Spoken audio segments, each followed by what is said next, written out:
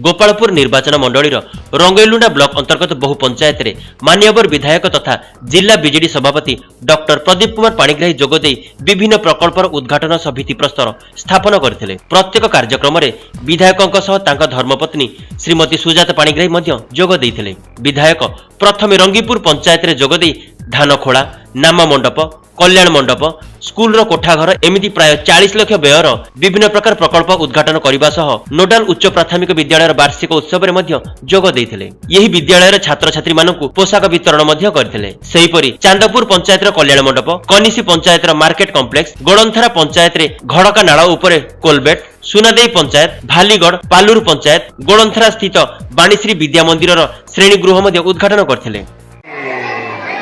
विभिन्न उन्नयन कार्यक्रम उद्घाटन कर रंगीपुर समिति कल्याण मंडप टका दि जावर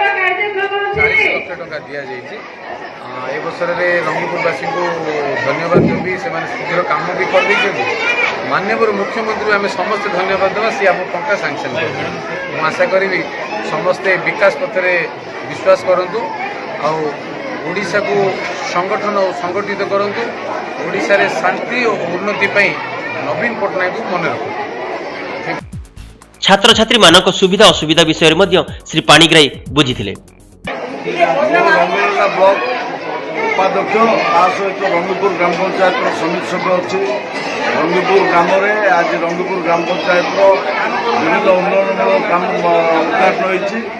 आज रंगीपुर ग्राम में धान खलार उद्घाटन होती, युवगोष्ठी कम्युनिटी हॉल उद्घाटन होती, नाम मंडप उद्घाटन होती, कल्याण मंडप उद्घाटन होती एवं एडिशनल क्लासरूम स्कूल अच्छी आम रंगीपुर गाँव में तार भी उद्घाटन कार्यक्रम होती। अनुमत प्राय 40 लाख टकार कार्यक्रम आज उद्घाटन सरी। उक्त कार्यक्रम रे ब्लॉक बीजेडी सभापति सीएच भरत पात्र, ब्लॉक रो एबीडीओ बालाजी त्रिपाठी सामंतराय, अध्यक्ष सीएच उषाराणी, उपाध्यक्ष अजित कुमार दास, जिला परिषद सभ्य मंजूश्री दलाई, केलुआपुली सरपंच विष्णुप्रिया नायक, हलदियापदर सरपंच राजेश्वरी दोरा, रंगीपुर सरपंच रश्मिता पटनायक, सीएएच नरेश पात्र समेत बहु नेता और कर्मी जोग देइथिले।